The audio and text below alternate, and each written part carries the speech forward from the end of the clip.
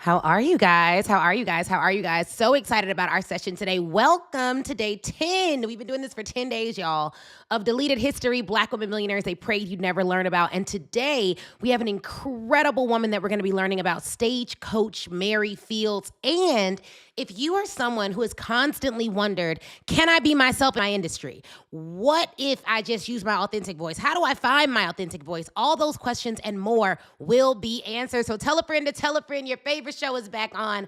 Let's get into it. So imagine being a 60-year-old Black woman in the Wild West, smoking cigars, carrying a shotgun, and driving a stagecoach through snowstorms and wolf packs without missing a single day of mail delivery. That was Stagecoach Mary Fields. And the reason she's in this series is not because of the money she made, it's because of the moves she made and the history she made and the millions that have been impacted by her story. So Stagecoach Mary was born into slavery around 1832 in Tennessee. And like most enslaved people, her exact birthday is actually unknown. But after emancipation, she worked tough jobs, laundry, hauling freight, repair work, and eventually headed west to Montana, where she worked at St. Peter's Mission, run by Ursuline nuns. Now, here's where the story gets crazy. She was at this job, this church job, essentially. She had a man who reported to her. He didn't want to listen to her. So he drew his gun, she drew her gun, and then she got fired. But he was the one disrespecting her. But she was so much herself that even at her job, she wasn't letting nobody play with her. And at the mission, her job was to fix buildings, chop wood, haul supplies, etc. But she was known to have a bit of a quick temper and a heart that always showed up when somebody needed help. So how did she become Stagecoach Mary? Mary's larger-than-life personality didn't always fit conventional rules. And there may be some of you watching this who don't fit the norm. If that's you, comment norm. And after clashes and a gun incident, she ended up leaving the mission and moving to a nearby town called Cascade. She tried running restaurants, but they kept failing. Y'all, this is why her restaurant kept failing. And I want y'all to listen to this because some of y'all business is doing the same thing. Her restaurants kept failing because she wanted to help people and give everyone food for free. Now, I want to pause and put a pin on it because I just feel like somebody listening to this video needs to hear this. Stop giving away everything for free or low cost under the guise of help. It means that you will not be in business long. It means that you will not get what you need out of your business and you will not be able to help the people you want to help. Now, if you struggle with that, you need to be on the wait list for Black Women Sell Live because we're going to get you out of that struggle. Because the truth is, if Mary would have kept her business longer, she could have fed so many more people if she was able to do it from overflow instead of doing it with the money she actually needed to run the company. But anyways, the reason why it's still important is because Mary actually became free in her late 50s or so. So in 1895, in her early 60s, Mary did something that almost nobody expected. She applied to be a Star Route mail carrier, which is an independent contractor who delivered U.S. mail through brutal Montana weather and dangerous conditions. In order for her to get the job, she had to do a horse hitching contest. Now, a horse hitching contest, I really can't say I've ever been a part of that or ever seen anything like that. But she had to rile up a team of horses faster than any other applicant. And there were men going for this route because it paid. Do you know that she won the competition against those men and started her business delivering mail? She was only the second woman in American history to get one of these routes and the first African-American woman to do it. And come rain, sleet, snow, wolves, or dangerous conditions, she was delivering the mail. And here's what made her so legendary. Not only was she legendary because she won the route, but she was legendary because she kept the route for 8 years. And she's famous for never missing a single day on her route, even when she had to abandon the coach and finish on foot with snowshoes. Do y'all hear that? The stuff that I could do a church dance right now. Black women are just so cold. Woo, baby, you can't tell me nothing about our women. What? How do you not love this? In town, she was just as unforgettable. So when she was not working, she wore men's clothing, smoked cigars, drank whiskey in saloons, and wasn't afraid to fight.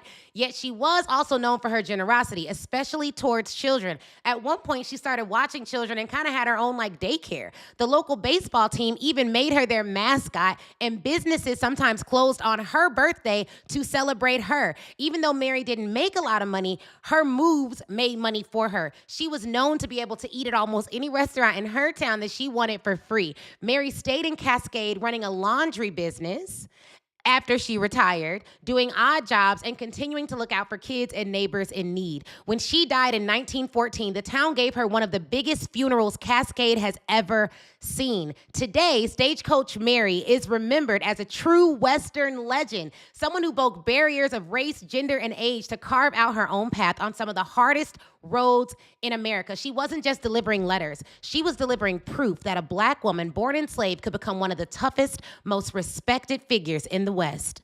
Baby, let me tell you something. You don't hear about cowgirl shows made about Black women, but my girl Mary was a cow woman. Okay? She was tougher than the boys. She could hang with anybody. If you crossed her, she would get you. And she was herself all the way. Imagine if Mary would have done some of the things she did, trying to be what they consider a woman to be, trying to stick within gender stereotypes and rules. I love this story. Baby, they hired Mary at a church. She still pulled out her rifle when they got crazy with her. I ain't gonna lie. She did. She didn't. I ain't mad at a sister with a gun. Like, the truth of the matter is, I love this story because unlike some of the other stories that we told where women were making money from beauty products and doing other things that were acceptable for women, Mary went out, didn't just get a job, but turned it into a contracted position and ran a business. Like, I just want my sisters to know, you need to be yourself. If I could tell you anything that you could take into your business from this story, here it is. Number one, be yourself. I want you to talk in your authentic voice. I want you to learn. And let me be clear.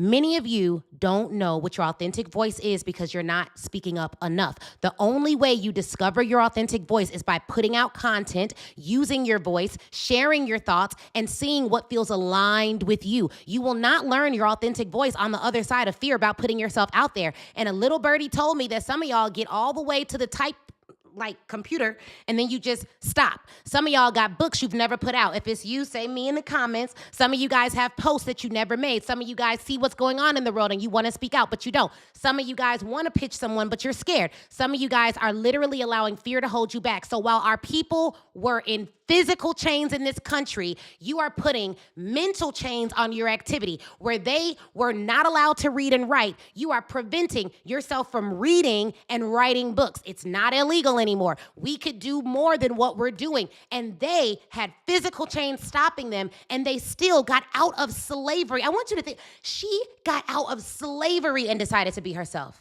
She was enslaved for the majority of her life, got out of slavery and decided to be herself.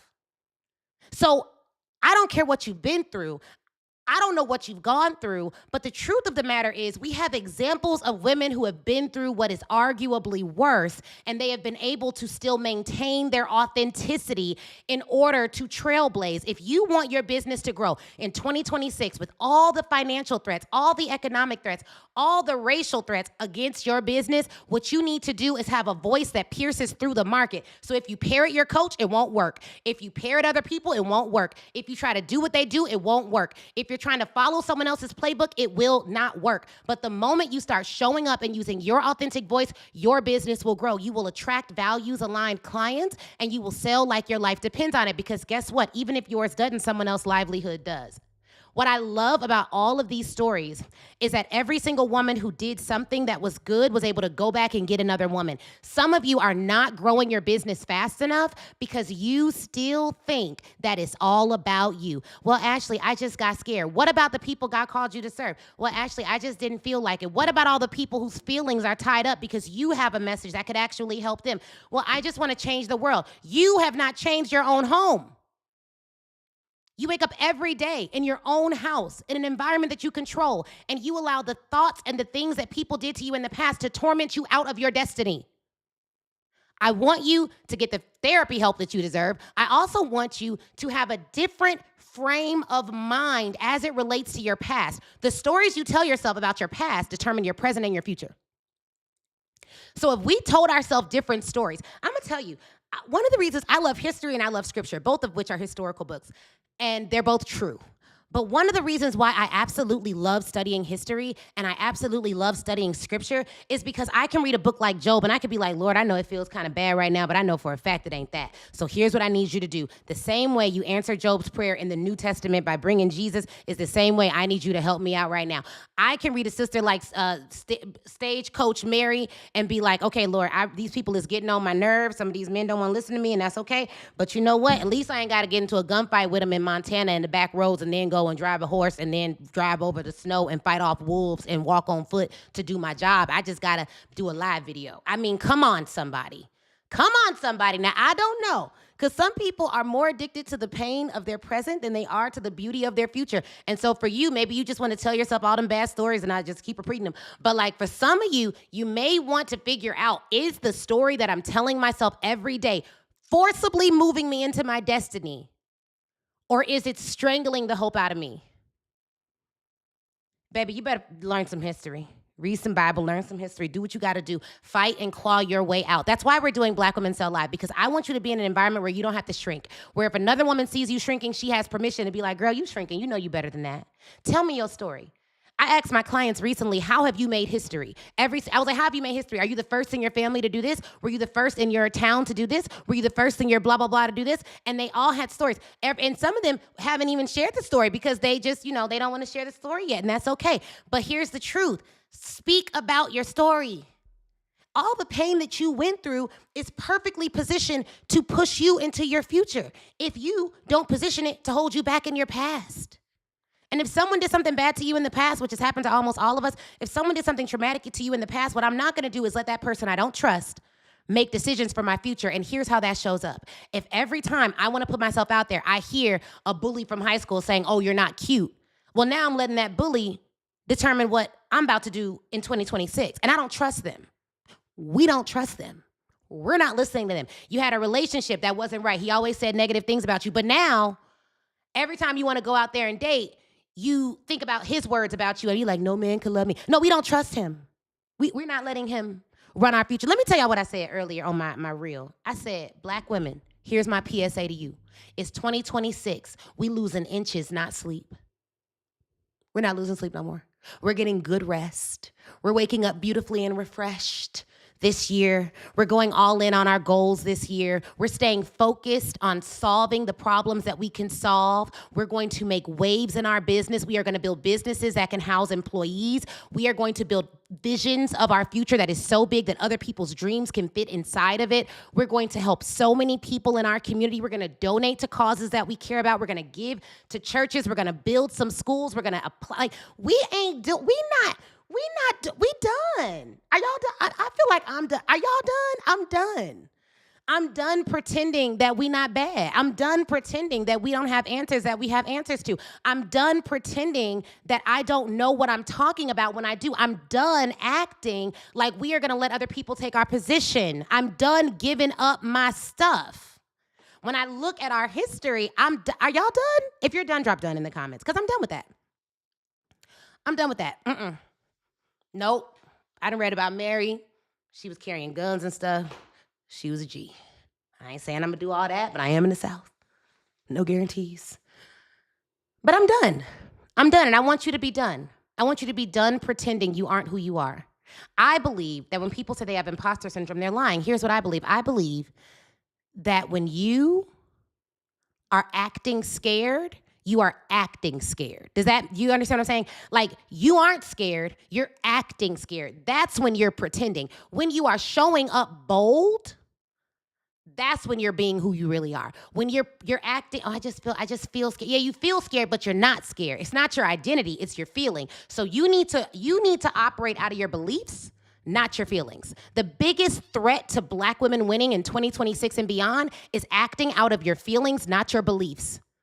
I can feel some things, but that ain't what I believe. I believe that I am here to do a very great work. I believe that heaven is behind me. I believe that my team is excellent and they are going to perform at the highest level that they can. I believe that if I consistently put out the messaging that will attract the right people will come. I believe that every problem I even tried to worry about is already solved in the future. I believe that if I could see myself 10 years from now, I would tell me, don't even worry about that. Everything you dreamed and wrote on your plans, it already happened. Every pain you went through was actually to set you up. And I believe that there are at least 2,000, 3,000 of us who are watching this, who are going to watch this on the replay, who believe the same thing. And so I want to call the women who believe that they are meant for more, who believe that they can scale businesses without scaling stress, who believe that they can have beautiful marriages and build wonderful businesses, who can have W-2 employees and pay great wages. I want y'all to meet me in Atlanta in September at Black Women Sell Live. That's who I'm doing it for. Now, if you are committed to playing small, if you are committed to making excuses, if you are addicted to misery, I'm not really doing it for you. I got to be honest, see, because there's a decision that has to be made at some point in time in your life to play a bigger game.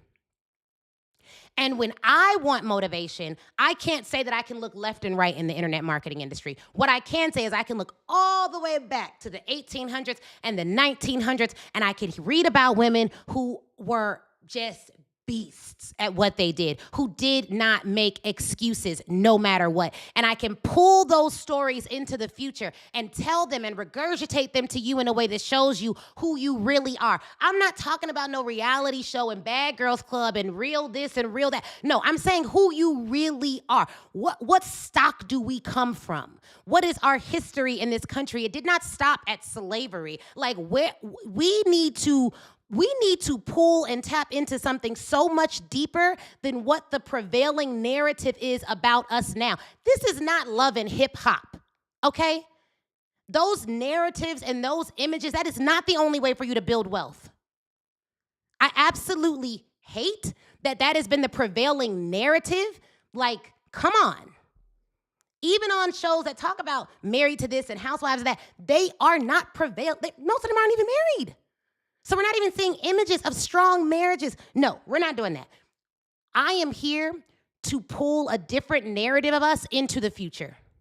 What we're doing at Black Women Sell Live is we are forcibly pulling the past into the future so that you can get what you need out of life, so that you can understand who you are. And we are distilling specific, measurable, actionable sales strategies into your business and teaching you and your team how to sell. One of my clients brings like her whole team to the event. They all learn how to sell. They be in the hallways doing launches right then and there based on what they're learning at the event. Don't get it twisted. I don't do motivational events without actionable, specific strategies, and your workbook gonna be about 200 pages because that's just how we get down. Okay, so it is outstanding, and I can't announce the speakers yet because I'm still waiting on some contracts. I hope we get it together. Hope we get the contracts by Friday. But let me tell you something. The speakers are historic. These women have never shared a stage before all together. And everything from millionaires to billionaires to descendants of millionaires will be at this event.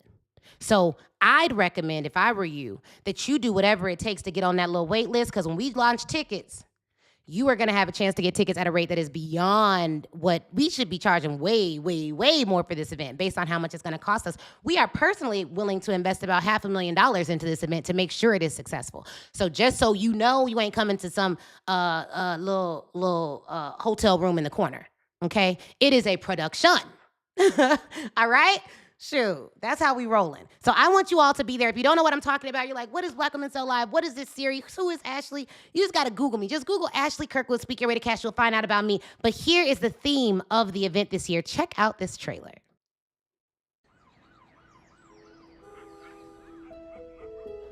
Mary Ellen Pleasant. How did she do it? Oh, I wish I could just screw myself.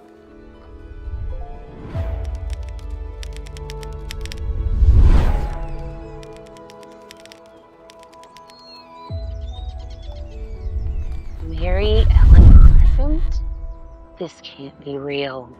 Real or not, you've been carrying quite the load. You see, wealth isn't always about what you keep. It's what you connect. Ida B. Well? When I wrote, I didn't just report, I revealed.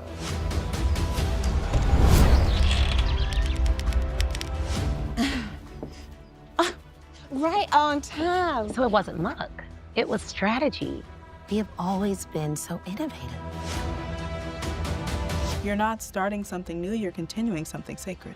I want to teach every Black woman business owner in the world about you. When I started this company, it wasn't just about selling hair care. It was about dignity, independence, community. That's what real marketing does. It doesn't just sell, it lives.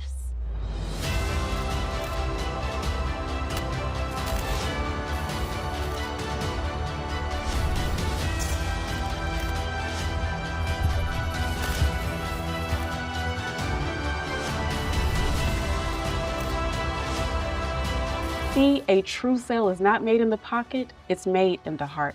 Now, you go on and sell live, not for the applause, but for the impact.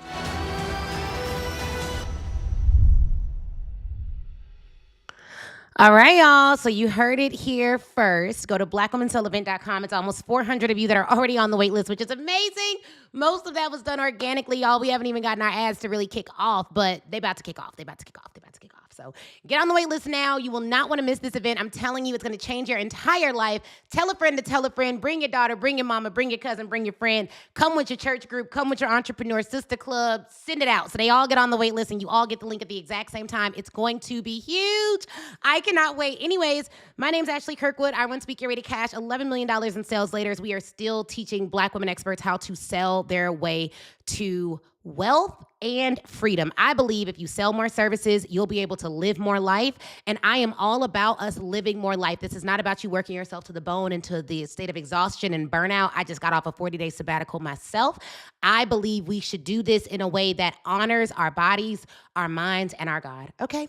So I'll see y'all later. See y'all tomorrow. This is only day 10 of the series. We're like a third of the way through today, and I appreciate you guys rocking with me. I'll see y'all later.